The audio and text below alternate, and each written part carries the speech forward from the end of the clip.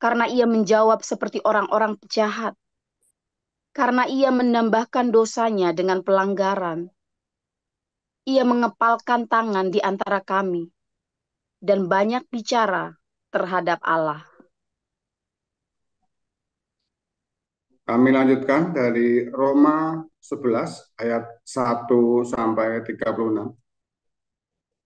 Maka aku bertanya, adakah Allah mungkin telah menolak umatnya? Sekali-kali tidak. Karena aku sendiri pun orang Israel, dari keturunan Abraham, dari suku Benyamin. Allah tidak menolak umatnya yang dipilihnya.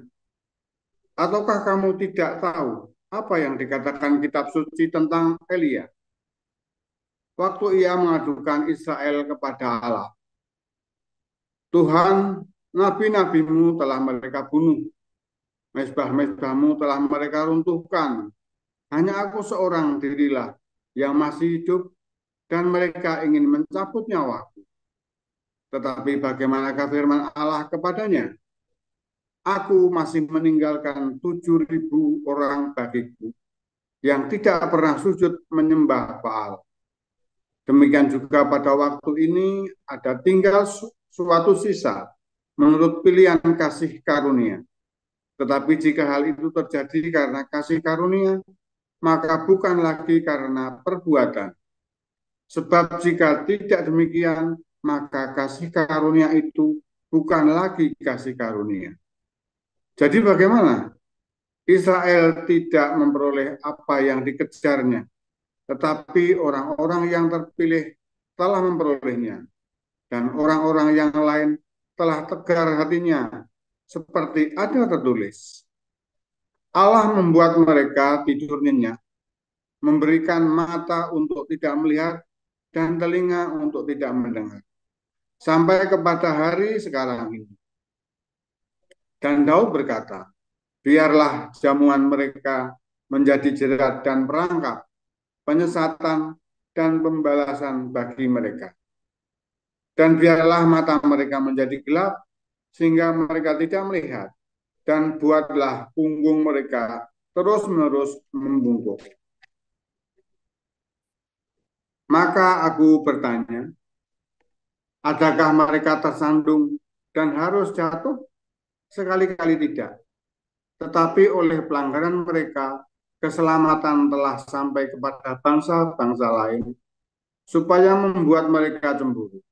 Sebab jika pelanggaran mereka berarti kekayaan bagi dunia, dan kekurangan mereka kekayaan bagi bangsa-bangsa lain, terlebih-lebih bagi kesempurnaan mereka. Aku berkata kepadamu, hai bangsa-bangsa bukan Yahudi, justru karena aku adalah rasul untuk bangsa-bangsa bukan Yahudi, aku menganggap hal itu kemuliaan pelayananku, yaitu kalau aku dapat membangkitkan cemburu di dalam hati kaum sebangsaku menurut daging dan dapat menyelamatkan beberapa orang dari mereka. Sebab jika penolakan mereka berarti perdamaian bagi dunia, dapatkah penerimaan mereka mempunyai arti lain daripada hidup dari antara orang mati? Jikalau roti sulung adalah kudus, maka seluruh adonan juga kudus. Dan jikalau akar adalah kudus, maka cabang-cabang juga kudus.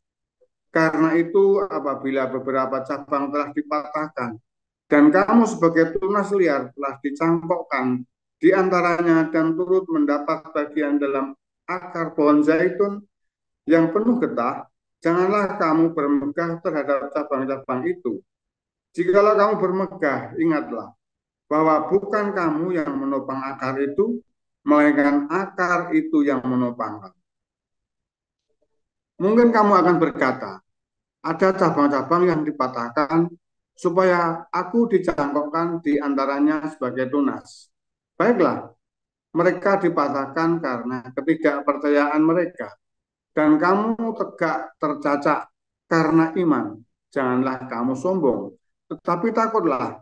Sebab kalau Allah tidak menyayangkan cabang-cabang asli, juga tidak akan menyayangkan kamu Sebab itu perhatikanlah kemurahan Allah dan juga kekerasannya, yaitu kekerasan atas orang-orang yang telah jatuh, tetapi atas kamu kemurahannya, yaitu jika kamu tetap dalam kemurahannya, jika tidak, kamu pun akan dipotong juga. Tetapi mereka pun akan dicangkokkan kembali, jika mereka tidak tetap dalam ketidakpercayaan mereka. Sebab Allah berkuasa untuk mencangkokkan mereka kembali. Sebab jika kamu telah dipotong sebagai cabang dari pohon zaitun liar dan bertentangan dengan keadaanmu itu, kamu telah dicangkokkan pada pohon zaitun sejati. Terlebih lagi mereka ini, yang menurut asal mereka akan dicangkokkan pada pohon zaitun mereka sendiri. Sebab saudara-saudara, supaya kamu jangan menganggap dirimu pandai, aku mau agar kamu mengetahui rahasia ini. Sebagian dari Israel telah menjadi tegar sampai jumlah yang penuh dari bangsa-bangsa lain telah masuk. Dengan jalan demikian seluruh Israel akan diselamatkan. Seperti ada tertulis, dari Sion akan datang penebus, ia akan menyingkirkan segala kefasikan daripada Yakub. Dan inilah kerajaanku dengan mereka apabila aku menghapuskan dosa mereka. Mengenai Injil mereka adalah seteru Allah oleh karena kamu. Tetapi mengenai pilihan mereka adalah kekasih Allah oleh karena nenek moyang. Sebab Allah tidak menyesali kasih karunia dan panggilannya. Sebab sama seperti kamu dahulu tidak taat kepada Allah, tetapi sekarang beroleh kemurahan oleh ketidaktaatan mereka. Demikian juga mereka sekarang tidak taat, supaya oleh kemurahan yang telah kamu peroleh, mereka juga akan beroleh kemurahan. Sebab Allah telah mengurung semua orang dalam ketidaktaatan, supaya ia dapat menunjukkan kemurahannya atas mereka semua. Oh, alangkah dalamnya kekayaan, hikmat, dan pengetahuan Allah. Sungguh tak terselidiki keputusan-keputusannya, dan sungguh tak terselami jalan-jalannya. Sebab siapakah yang mengetahui pikiran Tuhan? Atau siapakah yang pernah menjadi penasihatnya? Atau siapakah yang pernah memberikan sesuatu kepadanya sehingga ia harus menggantikannya? Sebab segala sesuatu adalah dari Dia dan oleh Dia dan kepada Dia. Bagi Dialah kemuliaan sampai selama-lamanya. Demikian bacaan firman Tuhan. Terima kasih.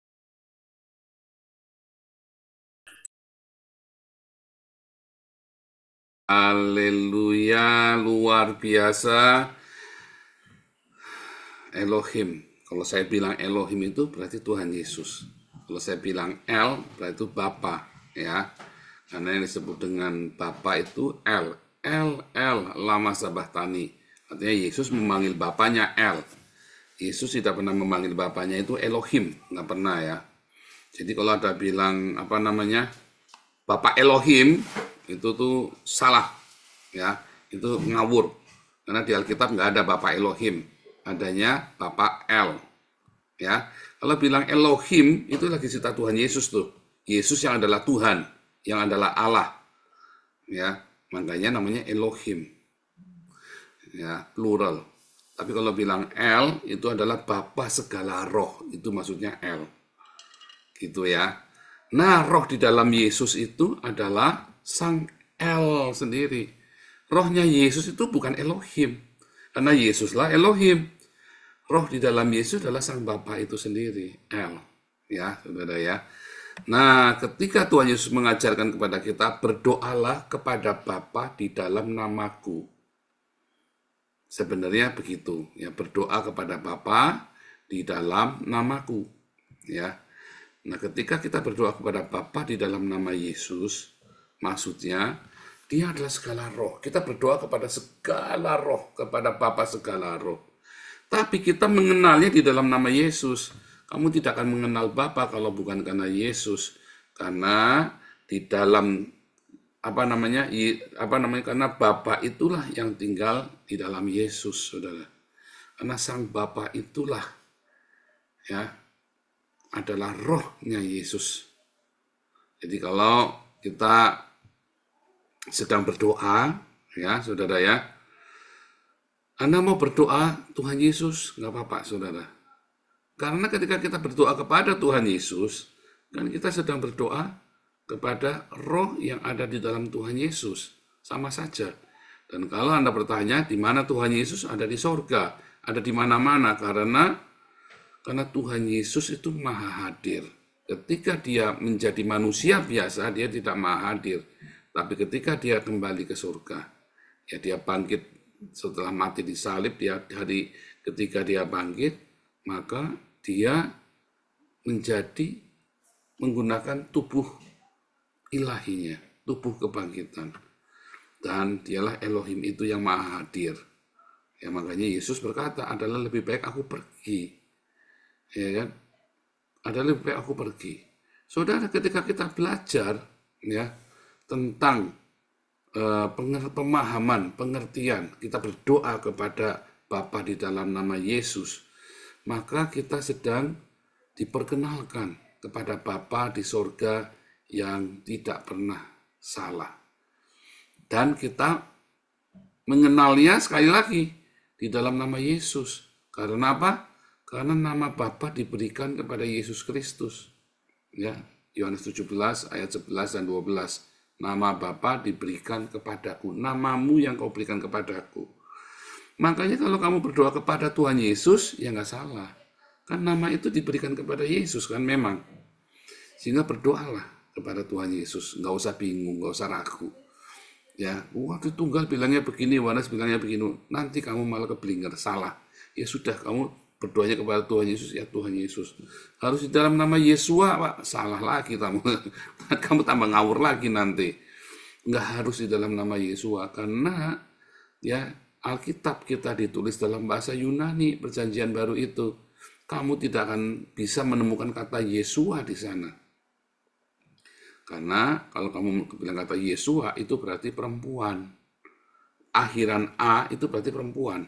Maria, Theodora, ya, Petra, Yohana, Paula, itu nama-nama perempuan. Begitu nama laki-laki maka jadi Marius, ya, Theodorus, Paulus, Petrus. Yesua akhirnya A, maka dia berarti perempuan. Kalau di dalam gramatikal Yunani, makanya Yesua itu jadi Yesus. Ya, saudara ya. Nah, saudara, kita bisa salah. Manusia itu bisa salah, saudara.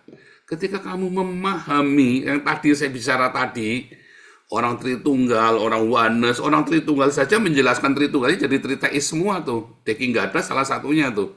Pernah ya, menjelaskan Tritunggalnya jadi Triteis. Siapa lagi tuh? Wah, banyak yang udah pernah kita uji coba di sini ya. 100 orang sudah kita wawancara yang ngaku-ngaku Tritunggal. Ternyata kebanyakan Triteis atau akhirnya jadi Oneness. Sama orang Oneness saya ditanya juga keder itu bos-bosnya Oneness. Ya udah saya kepretin semua tuh. Wah, kenapa? Karena pemahaman teologi orang itu bisa salah, saudara ya. Tidak sempurna. Kita itu ya belajar teologi, belajar dogma, belajar apa segala macam bisa salah. Kalian bisa salah, saudara. Jadi nggak usah sok-sokan. Kadang-kadang saya nggak ngerti itu orang-orang itu ya. Sok-sokan belajar ya. Sok-sokan waktunya paling jago. Udah saya kepretin semua tuh para teolog-teolog di Indonesia. Sebutlah sama nama-sama ya. Yang ngaku-ngaku hebat. Udah saya kepretin semua. Muri Wali lah, Deki Gadas lah. Ya kan? Siapa tuh? Si Yosua Tewuka lah. Si Samuel Siaan lah. Ya. Sudah saya kepretin semua. Ya. Nah, apakah saya juga paling benar? Enggak juga. Saya pun ada salahnya juga. Tidak ada yang sempurna. Yang sempurna itu hanya Tuhan Yesus. Ya, waktu ada anak muda datang, guru yang baik loh. Kok baik? Yang baik itu hanya Bapa. Ya, yang baik itu hanya Bapa. Tetapi nama Bapa diberikan kepada Yesus.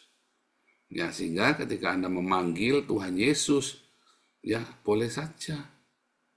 Ya, boleh saja, jangan takut, jangan tertuduh. Ya, sekalipun kamu memanggilnya, ya salah, katanya salah, tapi dia tahu kamu manggil dia. Oh, nggak mungkin manggil, ya berarti dia goblok bapaknya, saudara. Bapakmu goblok. Anaknya Pak Utomo manggilnya Pak Ut apa Pak Tomo? Atau Papa? Atau apa? Oh, oh. Terus, oh, kamu salah manggil, aku udah tahu. Berarti bapaknya goblok. Berarti bapak goblok. Kalau gara-gara kamu salah manggil, lalu dia tidak nengok, saudara. Bapak netan, saudara. Jangankan bapak di sorga. Anak saya Miracle umur 3 tahun ya. Dia tuh kan maunya kan, dia kan saking pinternya, ini anak pinter, saudara. Jadi saking pinternya, dia maunya orang tuh tahu yang dia maksud, saudara. Tapi kan salah, kamu anak 3 tahun. Wow, omanya, mami saya bingung, saudara. Ini maunya gimana, kamu maunya apa? Mamanya aja bingung. Lah, saya ngerti. Kenapa? Karena saya selalu berusaha, saya ngamatin. Karena saya tahu, saya punya masalah komunikasi, anak punya masalah komunikasi, gara-gara kita gagal ngomong.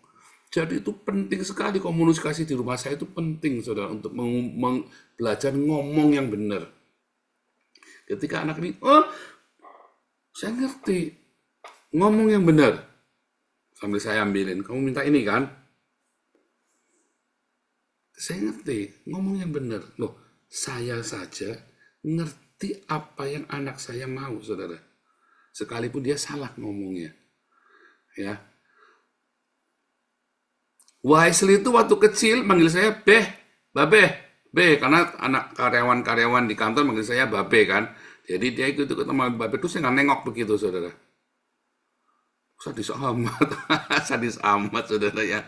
Di Jerman itu ada orang tua, ada teman saya di Jerman. Ini orang itu kolot sekali ya. Jadi kalau ngomong sama bapaknya itu, dia harus ngomongnya nggak boleh pakai do, nggak boleh do bis, harus si. Kalau do itu maksudnya koe gitu loh, saudara ya. Kalau si itu maksudnya panjenengan gitu ya. Kalau dalam bahasa Jawa itu. Nah, dia nggak boleh ngomong do, harus pakai si. Coba bayangin, saudara. Terus kalau ngomong si, bapaknya nggak mau nengok, saudara ya. Ada ya, tapi satu dari sekian juta yang saya temui yang begitu. Mungkin di Jawa begitu ya, kalau di keraton ya. Kasihan sekali. Ya.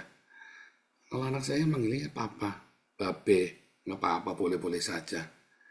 Beh, ya, anak saya memanggilnya babe aja juga nggak apa-apa. Kami dekat, karena kami dekat, ya. Jadi kadang-kadang ada anak-anak, apa anak saya manggilnya Papa Paul, saudara? Siapa di sini yang memanggilnya Bapak Yesus? Papa Yesus begitu. Berarti dia bukan anakmu, ya kan? Kalau ada anakmu memanggil Papa Utomo, saya curiga itu bukan anaknya. Papa Utomo, ya, Papa Murci, Mama Veronica, berarti bukan anak kandung. Keponakan saya manggil anak Mama Ana. Banyak anak-anak ya manggilnya Mama Ana. Karena bukan anak kandung. Miracle nggak pernah bilang Mama Ana. Bilangnya Mama saja, Mama. Iya nggak? Loh, coba lo pikir. Saya mah, ya kalau Anda manggil Bapak, nggak salah. Ketika kamu kudu maksa Bapak Yesua, Bapak Yahweh, kamu salah. Saudara, kalau kamu lagi kesulitan, kalau kamu dalam problem yang besar dalam hidupmu, saudara, terus nama itu menjadi ribetnya minta ampun, saya yakin kamu sedang menyembah Tuhan paling tolol di dunia, saudara. Namaku jadi ribet. Kamu sedang menyembah Tuhan yang tolol, saudara. Oh, kasihan amat. Kasar. Iya, kamu nggak usah ribet, saudara. Bahkan kamu diam dalam tangisanmu saja, dia tahu. Kamu nangis saja, nggak usah manggil-manggil. Udahlah, manggil Yesus salah, manggil Yesus salah, manggil Bapak Yahweh, kata Pak Paul salah juga. Udah nangis saja, saudara, nggak usah manggil. Dia tahu. Jangan takut, saudara ya. Dan dia tidak pernah salah. Tapi kan kalau pun udah ngomong nanti dia salah, nggak mungkin. Kalau dia bisa salah, berarti kamu jangan sembah dia lagi, nyembah saya saja. Saudara. Saya lebih pintar, lebih mengerti isi hatimu. Berarti kalau kamu nyembah orang Tuhan yang begitu, jangan lagi. Jangan, lebih baik nyembah saya saja. Ya kan? Masalahnya Bapa kita di surga, ya. Masalahnya Tuhan Yesus kita. Masalahnya Elohim kita itu tidak pernah salah. Bahkan dalam bahasa tetesan air matamu, dia tahu pilihan ini air mata buaya atau air mata beneran, saudara. Iya kan? Dia tahu persis itu air matamu tuh air mata busuk atau air mata apa itu, saudara. Aku baru bicara habis 11 miliar lah. Kamu hartanya 250 miliar kemana kemarin tuh si Saroni? Nangis 11 miliar aja bicara udah nangis. Kurang ajar bener gue kepret loh. Kan gitu kan. Coba Saroni berani nangis itu sama Tuhannya. Kalau saya jadi Tuhannya Saroni, dia berani kepret. Minta keadilan sama Tuhan, tak kepret saudara. Kamu punya harta 250 miliar, baru hilang 11 miliar, kamu udah ngerengek. Misalnya ya saudara ya. Loh iya loh saudara ya. Tuhan tidak pernah salah, dia tahu persis ketika kamu menjerit, minta keadilan sama Tuhan. Hati-hati saudara ya, kalau kamu lagi minta keadilan sama Tuhan. Serius saudara ya. Siapa di sini lagi ngalami tekanan, terus kamu minta keadilan sama Tuhan. Sementara hartamu banyak. Sementara kamu hidup dalam kemakmuran. Musuhmu adalah orang miskin papa. Mungkin dia memang salah menurut kamu. Lalu kamu minta keadilan Tuhan, saudara. Oh, hati-hati, saudara. Dikasih bangkrut kamu sama Tuhan nanti. Biar sederajat dulu sama dia. Loh. Bener nggak? Berapa kali yang begitu coba? Kalau kamu kaya, punya uang banyak, kamu kuat, kamu sehat, kamu punya kedudukan, lalu ada orang miskin menggugat kamu, saudara. Jangan pernah kamu minta keadilan, saudara. Seringkali kamu harus ngalah. Ya, begitu kamu bilang, Tuhan, aku minta keadilan. Kamu diadili sama Tuhan, harus equal dulu, saudara. Dihabisin dulu kamu. Iya dong, kalau nggak equal dong. Kamu harus, namanya keadilan kamu harus sama rata dulu. Sebab ketika kamu digugat sama orang yang jauh di bawah kamu, ya, Tuhan Yesus kan sudah ajarkan, barang siapa minta bajumu, kasih jubahmu kan. Barang siapa minta berjalan 1 mil, kasih 2 mil. Barang siapa minta jubahmu, lawan sampai titik darah penghabisan, gitu saudara. Jangan dong ya. Beda ajaran Tuhan dengan ajaran Tuhan Yesus. Ajaran Tuhan kita dengan ajaran Tuhan yang Mekah itu beda saudara. Barang siapa minta bajumu, kasih jubahmu. Barang siapa mau berjalan, minta kamu jalan 1 mil, nemani dia, jalanlah 2 mil bersamanya. Ya, going extra miles, kasih lebih, saudara. Kalau kamu lagi gesekan sama orang yang di bawah kamu jauh, kamu tahu, jangan paksa dirimu minta keadilan, saudara. Seringkali justru kamulah yang harus memberikan keadilan kepada dia. Ya kan? Bahkan mungkin kamu yang harus ngasih ke dia. Apalagi kalau itu masalahnya masalah materi. Wah, kamu minta keadilan gara-gara kamu punya harta 100 juta, saudara. Orang itu cuma gegeran 10.000 perak. Udah kamu tutup mata, saudara, walaupun kamu jengkel. Oh, ini prinsip, Pak, prinsip. Kundulmu peang, saudara. Nanti Tuhan adili kamu benar-benar, dia tidak pernah salah. Dia tidak pernah salah, saudara. Jadi ketika Ayub mengalami jatuh begitu, dia cerita bahwa saya itu sudah begini, sudah melakukan itu, sudah bekono, begitu. Lalu si Elihu ini kan cerita, bagaimana kamu bisa menyalahkan Tuhan? Seakan-akan Tuhan bersalah. Di dalam setiap penghakimannya, dia tidak pernah salah. Makanya satu-satunya yang tidak dimarahi sama Tuhan itu cuma Elihu, yang lain dimarahi semua. Iya kan? Satu-satunya yang tidak dimarahi cuma Elihu. yang paling mudah. Karena dia tahu, saya waktu ngalamin, saudara, pertama kali saya mengalami padang gurun. Ya, saya marah sama Tuhan. Tuhan, apa salahku Tuhan? Apa salahku Tuhan? Saudara, ketika kamu masuk padang gurun, itu bukan masalah kamu salah. Sebab Tuhan itu begitu baik, kamu masuk padang gurun supaya kamu masuk ke tanah perjanjian itu, kamu layak. Setiap kita harus masuk padang gurun. Sebab sekalipun kamu sudah lahir di tanah perjanjian, kamu tetap harus masuk ke padang gurunmu untuk kamu bisa layak tetap tinggal di tanah perjanjian. Makanya Elia pergi ke padang gurun 40 hari 40 malam jalan. Tuhan Yesus jalan di 40 hari 40 malam di padang gurun. Ya kan? Yohanes pun tinggalnya di padang gurun malah. Ya kan? Musa 40 tahun ditambah 40 tahun di padang gurun. Ya kan? 40 tahun yang pertama Musa itu dihajar habis-habisan di padang gurun. Untuk melalui 40 tahun yang kedua, saudara.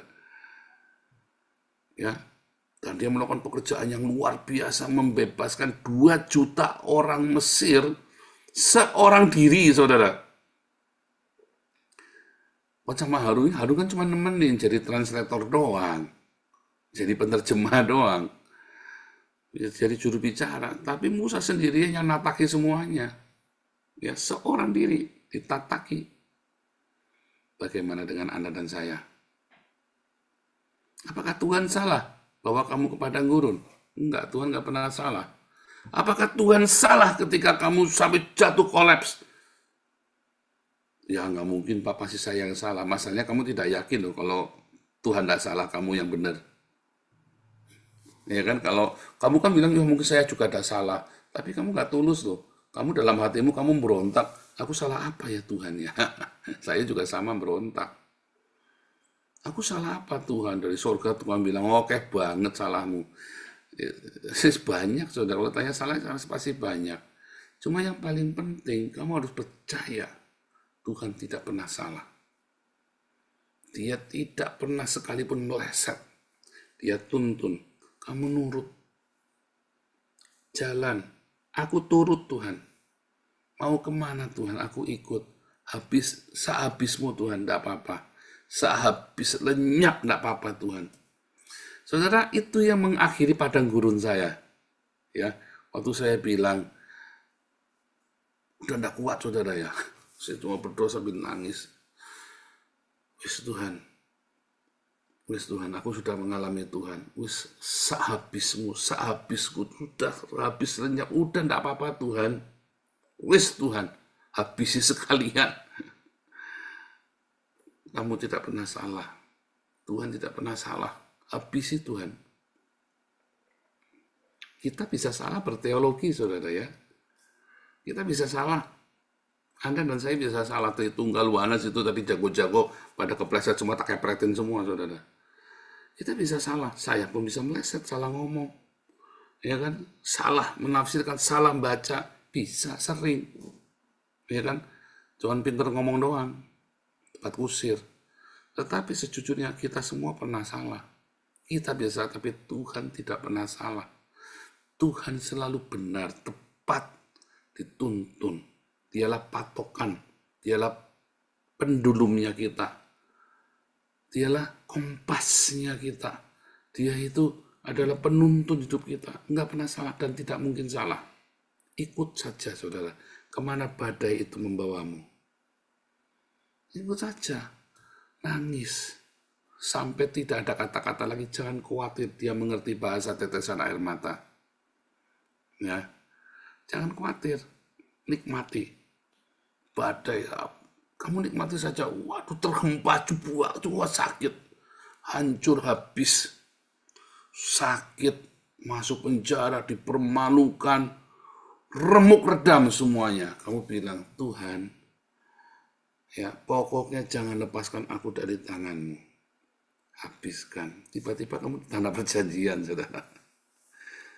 Doamu itu loh, doa itu. Ya, mantra ya, saudara ya. Ingat doanya. Kalau lagi tidak kuat udah ya, wis Tuhan remukan sekalian, yang penting jangan lepaskan aku.